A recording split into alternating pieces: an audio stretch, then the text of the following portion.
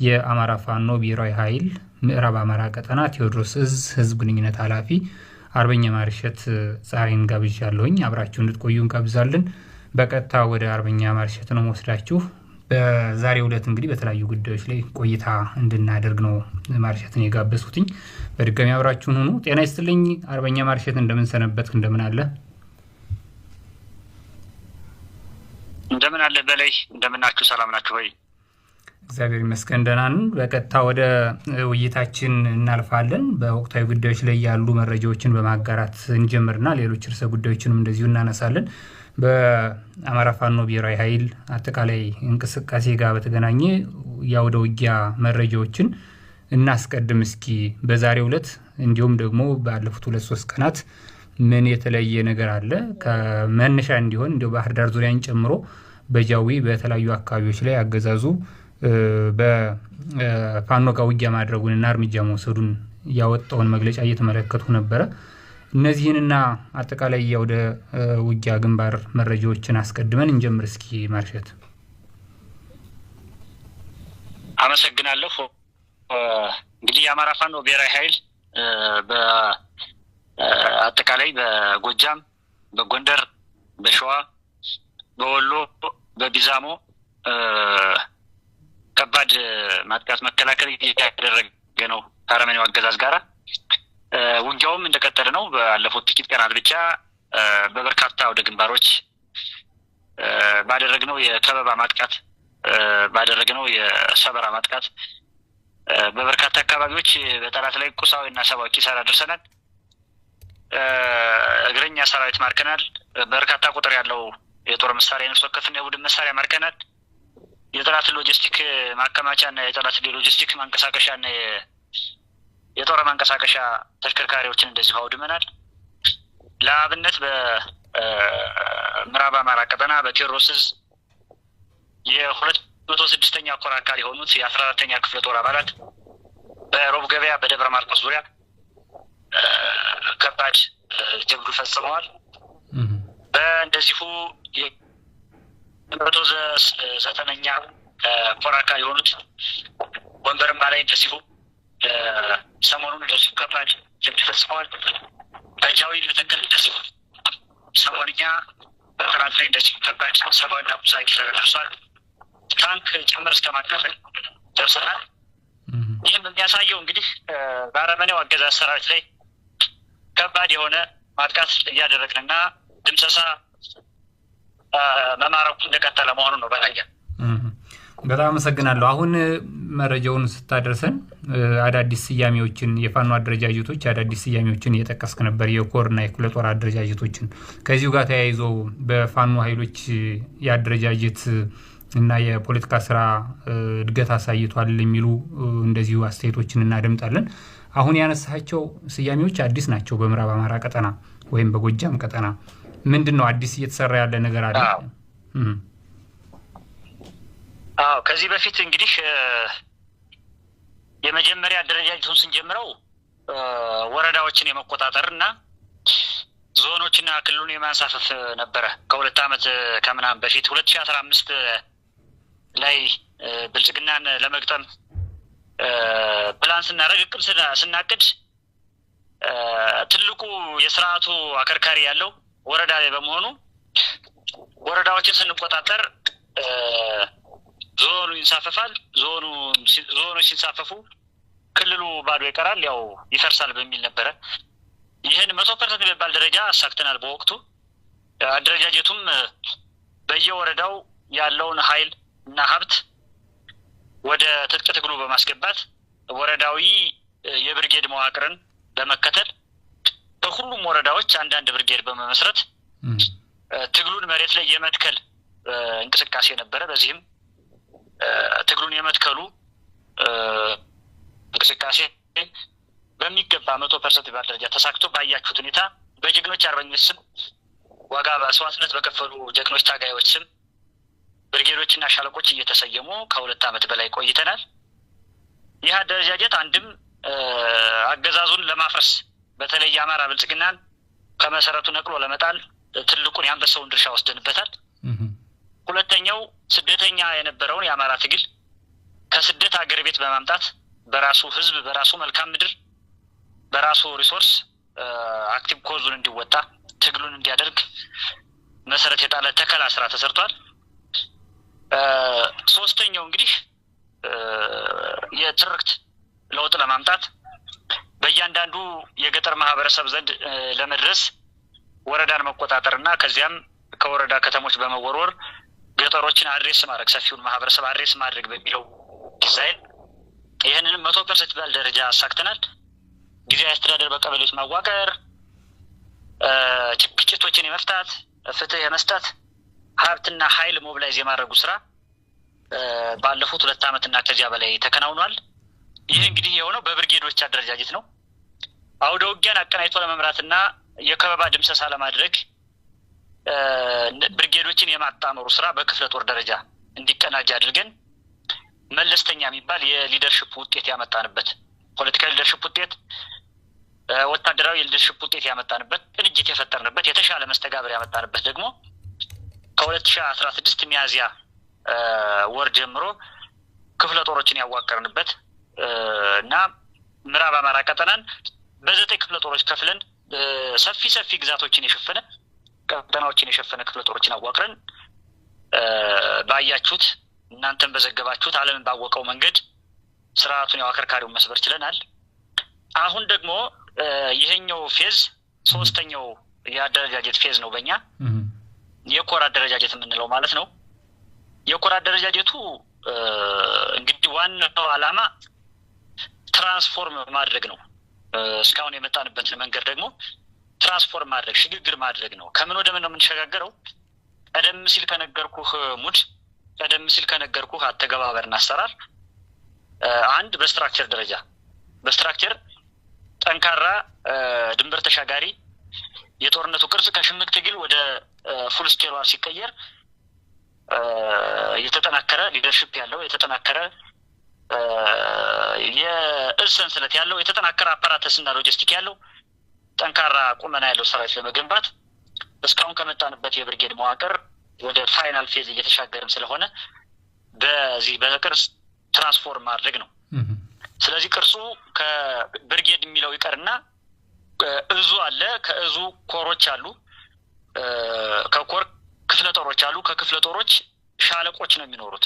ከሻለቆች ሻምበሎች ነው የሚለው። ብርጌዱ በመሀል ይቀርና አንድ እስካሁን መጀመሪያ ፌዝ ላይ እንደነገርኩ የአማራ ብልጽግና ለማፍረስ የተጠቀምንበትን በወረዳ የወረዳውን ተወላጅ በወረዳ የማደራጀት ሲተተ ነው ድንበር ተሻጋሪና መሰረት የጣለ ጦር ለመገንባት ሲባል ብርጌዶችን በማፍረስ ወደዚህኛው ቅርጽ ትራንስፎርም አድርገናል። ስለዚህ 5 ኮሮች 15 ክፍለ ጦሮችና በርከት ያሉ ሻለቆች በሺዎች የሚቆጠሩ ሻምበሎች ነው የሚኖሩን ማለት ነው።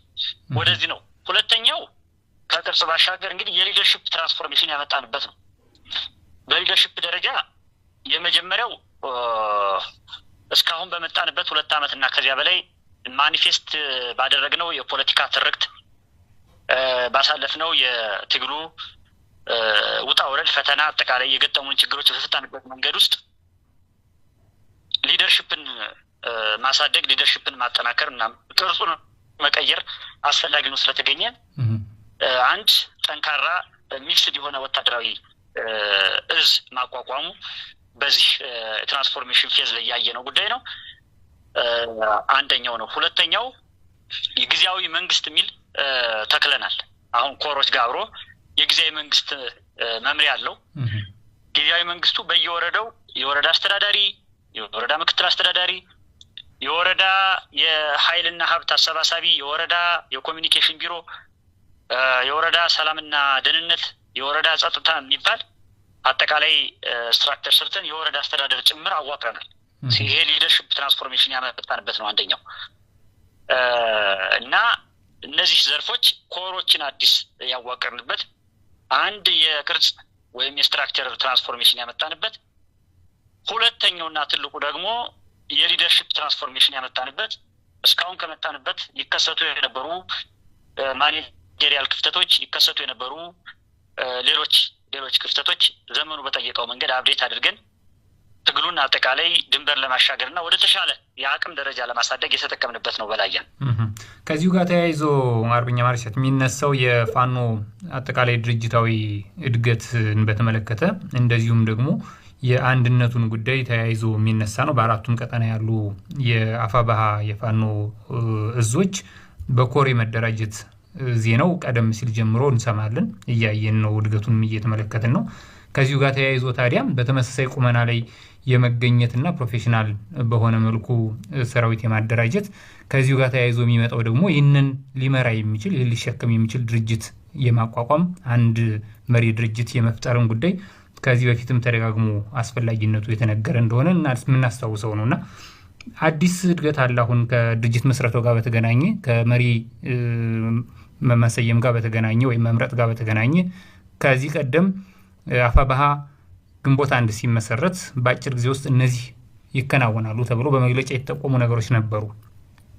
ከነዚያ መሰረታዊ ነጥቦች አንፃር አሁን ላይ አፋባሃ ምን ላይ ነው? የቤት ስራውን እየሰራ ነው ወይ? ቀደም ሲል ስታብራራው የነበረውን ወታደራዊና ፖለቲካዊ የፋኖ አደረጃጀት ሊሸከም የሚችል መሪና መሪ ድርጅት እየተፈጠረ ነው ወይ? አዳዲስ እድገቶችና መረጃዎችም ካሉ ለተመልካቾቻችንም ብናጋራቸውም ብዬ ነው። በጣም ጥሩ። እንግዲህ በላያ የትጥቅ ትግል ሲደረግ አንድ የትጥቅ ትግል የሚያደርግ ድርጅት ወይም አንድ የትጥቅ ትግል የሚያደርግ ህዝብ በስንት ቢሮክራሲዎች፣ በስንት ፈተናዎች፣ በስንት እጥረቶች ወይም ሊሚቴሽንስ ታጥሮ ነው ወይም ተገድቦ ነው እና ቻሌንጆችስ ምንድን ናቸው የሚለውን ማየት ነው የመጀመሪያ እንትን የሚሆነው እና እያንዳንዱ በየሰዓቱ በየቀኑ የምናልፋቸው መሰናክሎች፣ የምናሳድጋቸው ነገሮች፣ የምንተገብራቸው ተግባራት በጣም ፈታኝና አማራን ከነበረበት የተበተነ የፖለቲካ የተበተነ ሶሾ ፖለቲካል ሶሻል ኢኮኖሚካል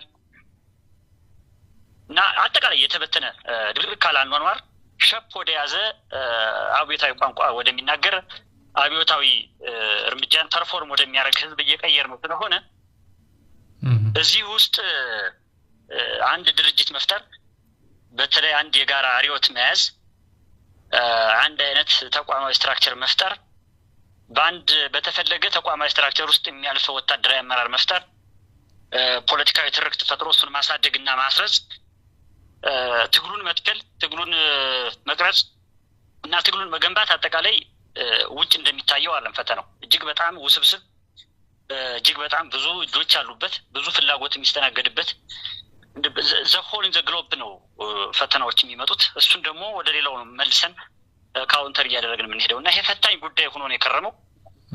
አሁን አፋባሃ ያሉበትን እጥረቶች እየፈታ ያሉበትን ክፍተቶች እየሞላ ኦልሬዲ ፋይናሊ አመራር ወደ ማዋቀር በተለይ ትረስት ወደ መገንባት እርስ በርስ ማህበራዊ ሚዲያው የሚዘራውን ትንሽ ሳንቲም የሰጠውም የሆነች እኩይና ሰናይ ፍላጎት ያለው ኃይልም የሚያልመውን በሆነች እንትን ውስጥ ኢንቲቲ ውስጥ የተደበቀ ፍላጎት ያለው ቡድን የሚያመጣውን ትርክት ጭምር በመቀልበስ የጋራ እንደ አማራ እንደ ህዝብ መሪ ድርጅት የመፍጠሩና መሪዎችን አዋቅሮ ስራ አስፈጻሚ አዋቅሮ የመሄዱ ጉዳይ ትረስት እየተፈጠረ ከዕለት ዕለት እምነት እያደረ በሰላ አንደበት በሰላ ዲያሎግ በየቀኑ እምነት እየተፈጠረ ያለበት ሁኔታ ነው ያለው። ይሄ ደግሞ ዊችዝ አንድ ድርጅት ተፈጥሯዊ እድገቱን የሚያመጣባቸው ሁነኛ መንገዶች መሆናቸውን አይተን በዚያ ልክ እየሄደ ነው። ለየት የሚያደርገው እኛ ድርጅት ከአንድ የተወሰነች ቦታ ላይ ተጀምሮ የተወሰኑ ሰዎች አንዳች አይነት ማኒፌስቶ ጽፈው ያችን ቀጠና እያሰፉ ያችን ማኒፌስቶቸውን ወደ ትርክት ቀይረው ትርክቷን እያሳደጉ ምናምን የጦር መሳሪያና የሰው ኃይል እያበዙ የሄዱበት ሳይሆን ህዝባዊ ማዕበልን መሰረት ያደረገ መንግስትን የመፈንቅለ አብዮት እያካሄድን ስለሆነ ይህንን በየአካባቢው የተደራጀን ኃይል አንድ ወደ ወታደራዊ ቅርጽ ማምጣቱ፣ ወታደራዊ ስትራክቸር ሰርቶ ተፈላጊውን ቁመና እንዲይዝ ማድረጉ፣ ሁለት የፖለቲካዊ ቅርጽ ማስያዙና የፖለቲካውን ትርክት አንድ ገዥ ትርክት ፈጥሮ ያን ትርክት አሸናፊና መሪ እንዲሆን የማድረጉ፣ ሶስት ደግሞ ጉልህ ሚና ያላቸውን ግለሰቦች ተጽዕኖ ፈጣሪ የምላቸውን ግለሰቦች ይጠቅማሉ የምላቸውን ግለሰቦች ወደ ተፈለገው የሊደርሺፕ ደረጃ ከፍታ የማምጣቱ ሂደት የሚጠይቀው ተፈጥሯዊ ፈተና እጅግ በጣም ጠንካራ ስለሆነ እነዚህን ሁሉ ጉዳዮች በጥንቃቄ ከስሜት ነፃ ሆነን እየሄድንባቸው አሁን በሰላ አንደበት ውጤት እያመጡ ነው ያሉት። ስለዚህ አሁን ያለው የአፋባ ማዕከላዊ ኮማንድ በተጠና መንገድ እጅግ በጣም ከስሜት ተላቆ እየተገፋፋ ሳይሆን አንተ ትብስ አንተ እየተባባለ እዚህ እንደ ህዝብ አማራ የገጠመውን ነገር እያሰላ ሀገሪቱ የገጠማትን ብሔራዊ ቀውስ እያሰላ ምስራቅ አፍሪካ ቀጠና ላይ ያለውን አጠቃላይ የፖለቲካ ነባራዊ ሁኔታ እያሰላ ውሳኔዎችን እየወሰነ ኮሚትድ ሆኖ በጥንቃቄ እየሄደ ነው ያለው። ይሄ which is good ለመጪው አሁን ሀገር ለመረከብና ስራ አስፈጻሚ የማዋቀሩ ሂደትም እንዳልኩ እምነትን መሰረት ያደረገ እምነትን መገንባት መሰረት ያደረገ ነገር ስለሚጠይቅ እዚያ ላይ ነው ያለነው። አሁን ጥሩ መናበብ የተሻለ የሚባል መደማመጥ እየመጣ ነው። እሱ ብቻ አይደለም አፋባህ ብቻ ሳይሆን በተቃራኒ ከአፋባህ በተቃራኒ ያሉ በፋኖስ የሚንቀሳቀሱ ኃይሎችን ጭምር ከያሉበት እያንኳኳን በሰላ ንግግር በመተማመን ላይ የተመሰረተ በመግባባት ላይ የተመሰረተ ንግግር እያደረግን አማራ የሚባለውን ህዝብ አንድ የፖለቲካ ትርክት እንዲቀበል አማራ የሚባለው ህዝብ አንድ ፋኖ የሚባል ትልቅ ኦርጋናይዝድ የሆነ ኃይል እንዲኖረው አማራ የሚባለው ህዝብ ለራሱ የማንንም የፖለቲካ ወጀብ የሚቀበል ወይም ለማንም የፖለቲካ ወጀብ ተጠቂ የሚሆን ሳይሆን ራሱ ለደረሰበት ኮዝ ራሱ መፍትሄ አመንጭ ራሱ ድርጅት መስርቶ ታግሎ ውጤት የሚያመጣ ህዝብ ይሆን ዘንድ ይህን ጭምር እያደረግን ስለሆነ የለፋንበት ነገር ፍሬ እያፈራ መተማመን ላይ እየመጣ ነው ያለው። በላያ በጣም አመሰግናለሁኝ። እንግዲህ በፋኖ አጠቃላይ እንቅስቃሴ በተለይ ሰሞንኛ ከሆኑ ጉዳዮች ጋር አንፃር ያገዛዙ ጦር ጄኔራሎች የፖለቲካ አመራሮች ፋኖን በተመለከተ የሚያነሷቸውን እናያለን። አማራ ክልል ውስጥም ሆነው አዲስ አበባም ሆኖ ማለት ነው። በትናንትናው ዕለት ከትናንት በስቲያ በ26 የሰሜን ምዕራብ ዕዝ አዛዥ ሌተናል ጄኔራል ብርሃኑ በቀለ ፋኖን በተመለከተ ሌሎችንም ከፋኖ ጋር አያይዘው በባንዳነት በመክሰስ ከታሪካዊ ጠላቶች ጋር የሚሰራ ነው ሲሉ ሾልኮ በወጣ ድምጽ ላይ አዳምጠናል።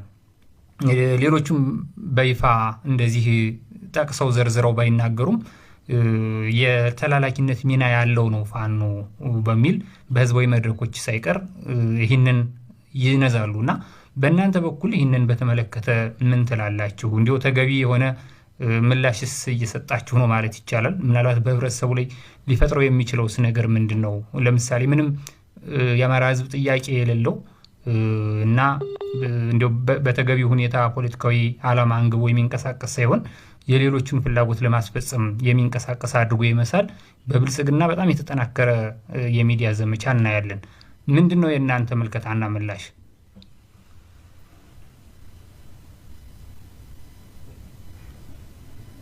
እሱኛን የመወንጃያ ካርድ ፍለጋ ነው የሚንከራተቱት። ሰርፕራይዚንግሊ ካርድ አግኝተው አያውቁም።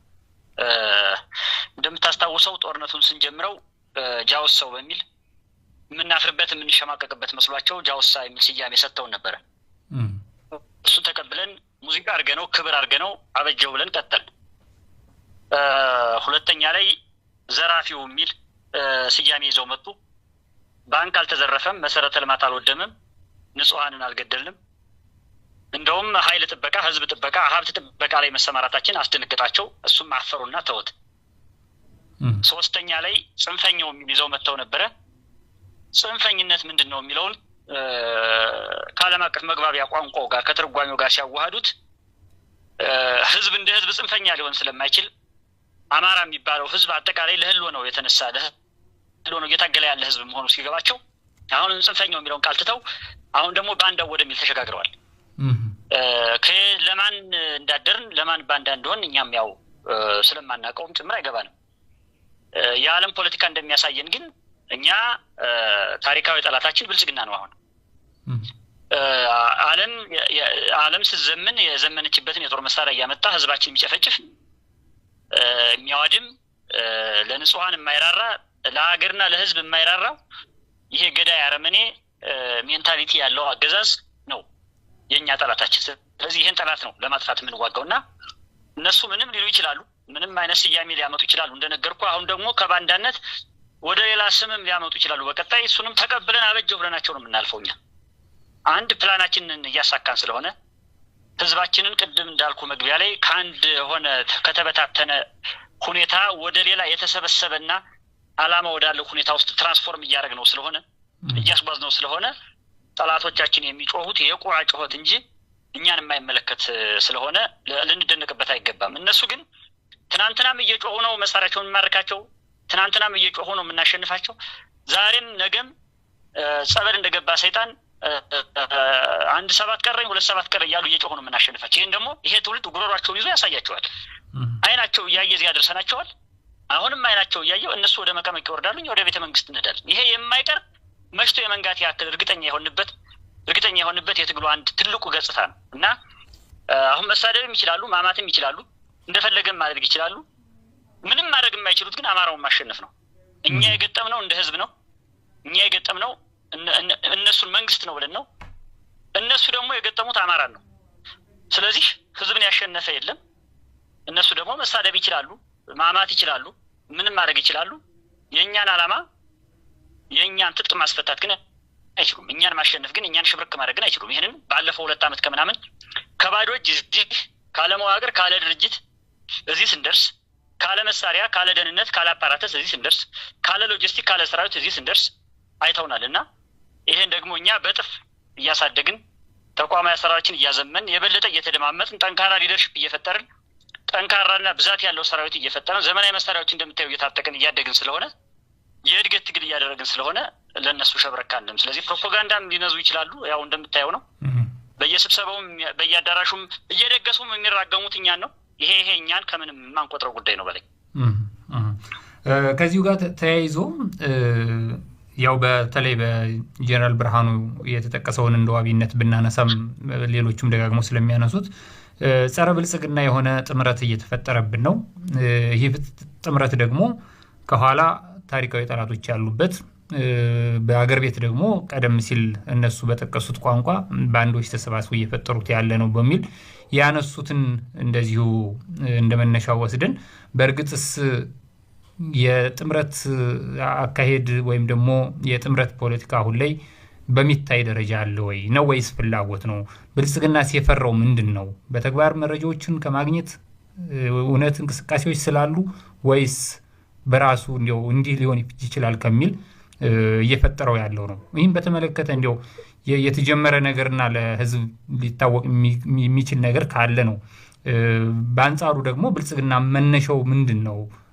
ጥምረትስ ቢፈጠር አሁን ባለው ሁኔታ ባለው ዘመናዊ መሳሪያ ሁሉ ጭፍጨፋ የሚፈጽም ስርዓት እሱን የሚታገሉ ኃይሎች የጋራ ጥምረት ቢፈጥሩስ ፖለቲካዊ ስህተት ነው ወይ? እነዚህንም ነገሮች እስኪ አያይዘህ አሁን ያለውን ሁኔታ በተመለከተ ጸረ ብልጽግና አደረጃጀቶች በእርግጥስ ወደ አንድ ግንባር የሚመጡበት ጅማሬ አለ ወይ? እንግዲህ ምንድን ነው ይሄ ፖለቲካ ነው። በፖለቲካ ቋንቋ፣ በፖለቲካ ታሪክ፣ በፖለቲካ ዓለምና ሰርክል ደግሞ ቋሚ ወዳጅና ቋሚ ጠላት የለም።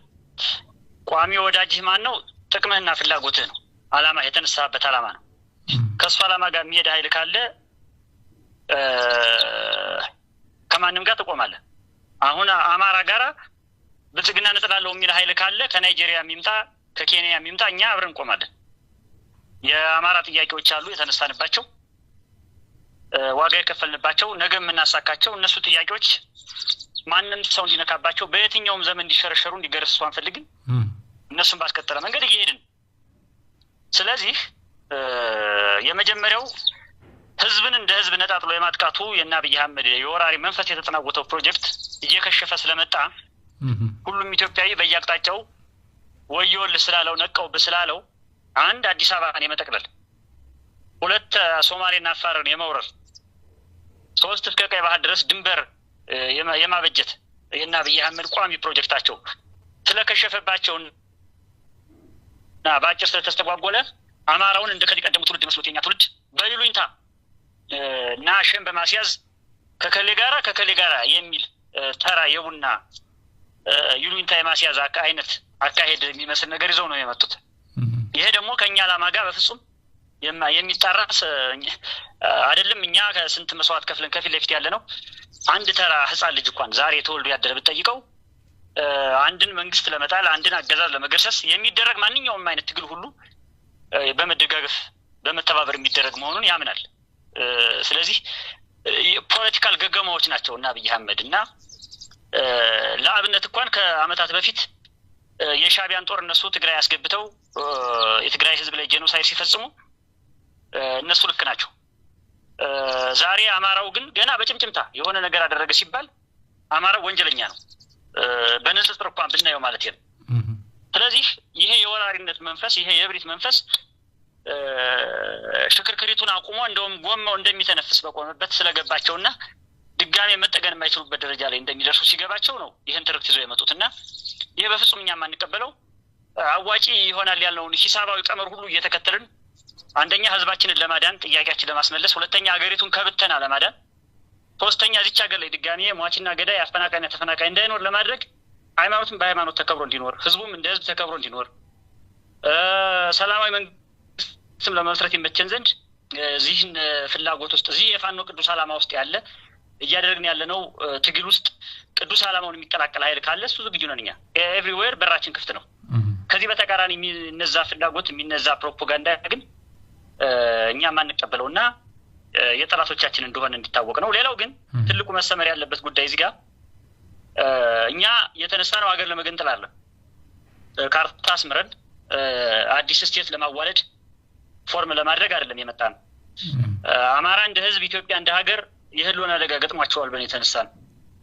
ስለዚህ በየትኛውም የሀገሪቱ ክፍል ያለ ኢትዮጵያዊ ሀገሪቱ እንዳትፈርስ ለምናደርገው ትግሉ ድጋፍ ካደረገ እንቀበለዋለን።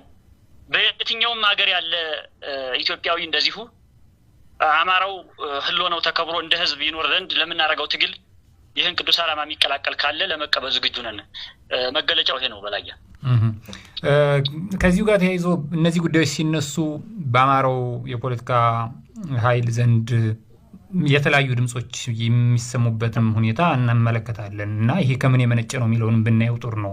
አማራው ራሱ የአማራ የፖለቲካ ኤሊት በተለይ ደግሞ በፋኖ ዙሪያና ፋኖ ውስጥ የተሰባሰበው የፖለቲካ ኤሊት በጋራ ጉዳዮች ላይ የመግባባቱን ሁኔታ የቤት ስራውን ሰርቷል ወይ?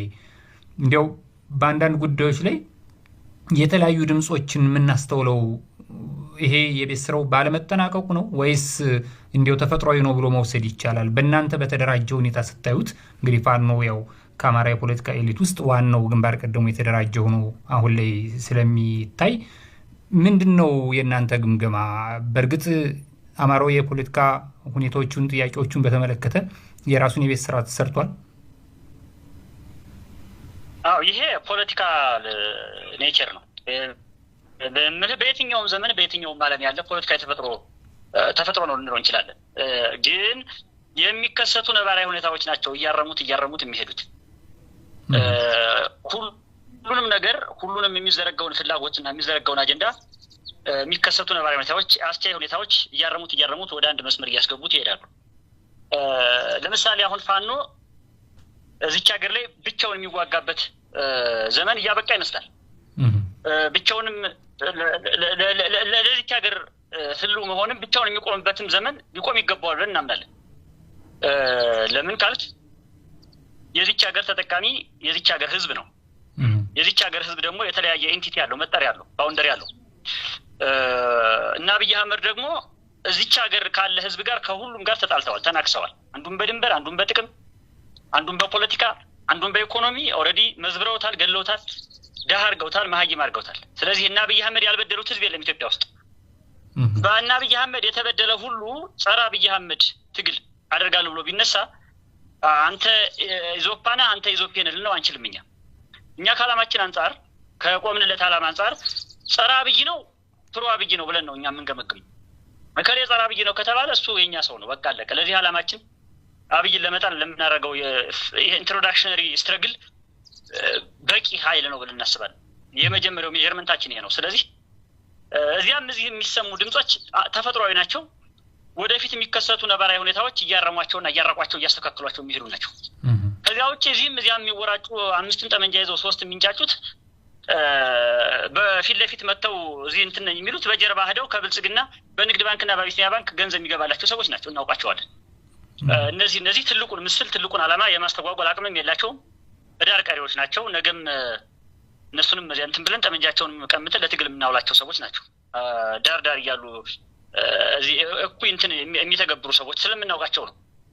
እና ተፈጥሯዊ ስለሆኑ እየተራቁ ይሄዳሉ እነዚህ ፍላጎቶች እንጂ እኛ የቤት ስራችንን ባለመስራት ወይም የትግሉ ማቹሪቲ እዚህ ባለመድረሱ ወይም ሊደርሺፑ እድገቱና አጠቃላይ የያዘው ዓላማ ይሄ ባለመሆኑ አይደለም እነዚህ የሚከሰቱት።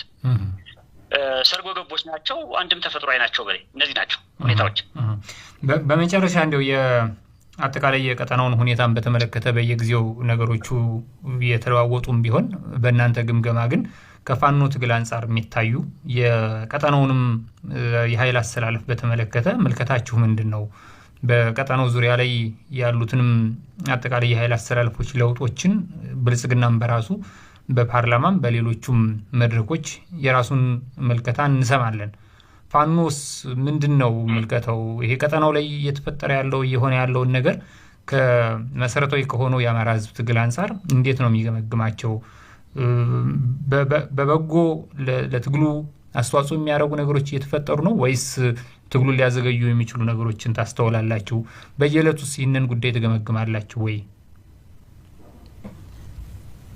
ቀጠናው ላይ ያሉ 5 ሚሊዮን ጠመንጃ ያላቸው ኃይሎች ሙሉ በሙሉ በሚባል ደረጃ ከአብይ አህመድ በተቃራኒ እየቆሙ ነው። ይሄ ደግሞ ለኛ አሁን ያዝነው ትግል አመቺ ግብዓት ነው፣ አመቺ መንገድ ነው፣ ምቹ ሁኔታ እየፈጠረልን ነው። ከጫፍ እስከ ጫፍ የቀንዱ ፖለቲካ ጸረ አብይ እየሆነ ነው።